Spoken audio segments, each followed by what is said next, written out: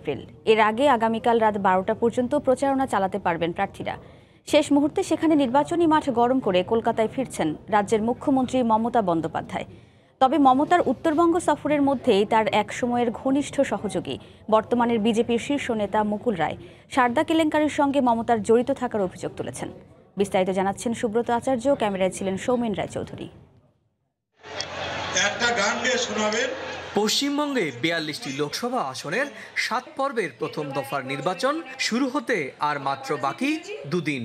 শেষ মুহূর্তে নিজের দলের পক্ষে ভোট চেয়ে এবং প্রতিপক্ষ বিজেপির বিরুদ্ধে তীব্র কটাক্ষ করে নির্বাচনী মাঠ উত্তাপ করেছেন রাজ্যটির মুখ্যমন্ত্রী ও তৃণমূল নেত্রী মমতা বন্দ্যোপাধ্যায়।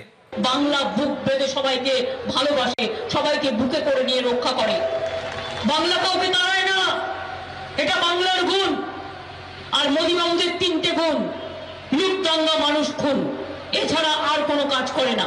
উত্তরবঙ্গে যখন নির্বাচনের প্রচারণায় ব্যস্ত মমতা, তখনই তার এক সময়ের ঘনিষ্ঠ সহযোগী মুকুল রায় কলকাতার রাজ্য দপ্তরে বসে মমতার বিরুদ্ধে বোমা ফাটালেন। নারদাটা হচ্ছে বিচারাধীন ব্যাপার বলছি না, কিন্তু মমতা ব্যানার্জি নিজে বলছেন যে নারদার সাথে যুক্ত। তাহলে কি কাকুলি বস্তুস্থার মনোনয়ন পেয়েছে, দেখা গেছে নারদায় টাকা নিচ্ছেন, তাহলে কি উনি যুক্ত? নির্বাচনে নিজের পক্ষে ভোট চাওয়ার পাশাপাশি সেলিব্রিটি থেকে রাজনীতিবিদ সবাই যেন ব্যস্ত হয়ে পড়েছেন একে অপরকে দোষারোপে। 2019 নির্বাচনটা উন্নয়ন নিয়ে হোক, কোন দল কোন প্রার্থী কোন সরকার আপনাদের কাজ করেছে সেটা নিয়ে হোক। অভিযোগ পাল্টা অভিযোগ, কটাক্ষ পাল্টা কটাক্ষ। এই মুহূর্তে তুমুল বিতর্কে জড়িয়ে পড়েছেন পশ্চিমবঙ্গের প্রায় সব রাজনৈতিক দলের শীর্ষ নেতৃত্ব। সুব্রত আচার্য, সময় সংবাদ, কলকাতা। এই মুহূর্তে কলকাতার নিউ টাউনে আকাঙ্ক্ষার মোড়ে আছেন সুব্রত আচার্য। লোকসভা নির্বাচনের সবশেষ খবর জানতে যাচ্ছি তার কাছে। সুব্রত। স্বপ্না, দোষারোপ পাল্টা দোষারোপ চলবে, রাজনীতির এটি একটি বড় অঙ্ক।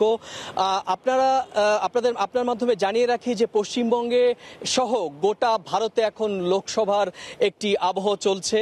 এই মুহূর্তে উত্তরবঙ্গে রয়েছেন পশ্চিমবঙ্গের শাসক দল তৃণমূল কংগ্রেসের সভানেত্রী মমতা বন্দ্যোপাধ্যায়। তিনি কিছুক্ষণ আগে আমরা যেটা দেখিয়েছি এবং বলেছি যে দেশের প্রধানমন্ত্রী নরেন্দ্র মোদীকে তুলোধুনো করেছেন। তিনি সন্ধ্যের পর শহরে কলকাতায় ফিরে আসবেন। রাজনীতিতে অভিযোগ পাল্টা অভিযোগ চলবে। মমতা বন্দ্যোপাধ্যায়ের খুব ঘনিষ্ঠ একজন মুকুল রায়, তিনি কিছুক্ষণ আগে আবার একটি সাংবাদিক বৈঠক করেছেন এবং নির্বাচন কমিশনের কিছু বিষয়ে তিনি কিন্তু সন্দেহ প্রকাশ করেছেন। আপনাদেরকে জানিয়ে রাখি যে উত্তরবঙ্গে বিশেষ করে আলিপুরদুয়ার এবং কোচবিহারে কিন্তু এক সময় বামেদের দুর্গ ছিল। 2014 সালের এর আগের লোকসভা নির্বাচনে বামেদের হাত থেকে কিন্তু তৃণমূল কংগ্রেস সেই আসন দুটিকে ছিনিয়ে নেয় এবং সেখানে এবারের ভোট কিন্তু রাজনৈতিকভাবে অনেকটাই তাৎপর্যের, কেননা সেখানে বামফ্রন্ট এখন নেই, তবে বিজেপি সেখানে শক্তিশালী হয়ে উঠেছে। এর মূলত দুটি কারণ হয়েছে। সেটি হচ্ছে ভোট কাটাকুটির একটি অঙ্ক সেখানে কিন্তু পরিষ্কার বোঝা যাচ্ছে।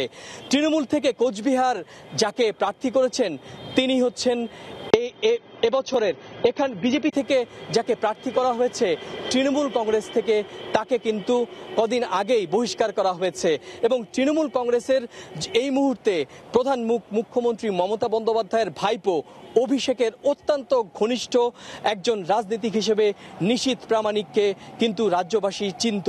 এখন সেই নিশীথ প্রামাণিক কিন্তু বিজেপির হয়ে লড়ছে এবং তৃণমূল কংগ্রেসের প্রার্থী পরেশ অধিকারী, যিনি বামফ্রন্টের এক সময়ের মন্ত্রী ছিলেন এবং অত্যন্ত উত্তরবঙ্গের প্রভাবশালী একজন বাম নেতা ছিলেন, তিনি এবছর কিন্তু তৃণমূল কংগ্রেসে যোগ দিয়েছেন এবং উনি লড়ছেন তৃণমূল কংগ্রেসের হয়ে। সেখানে কিন্তু বামেদের ভোট কিন্তু একটি বড় প্রাসঙ্গিক বিষয় হবে। একই রকম ভাবে আলিপুরদুয়ারের জন বার্লা এবং তার বিপরীতে তৃণমূল কংগ্রেসের রয়েছে দশরথ তীর্থে। তো এই ছিল আমার কাছে পশ্চিমবঙ্গের দিক থেকে সর্বশেষ। স্বপ্না। লোকসভা নির্বাচনের সবশেষ খবর জানাতে কলকাতা থেকে আমাদের সঙ্গে সরাসরি যুক্ত হয়েছিলেন রিপোর্টার সুব্রত আচার্য।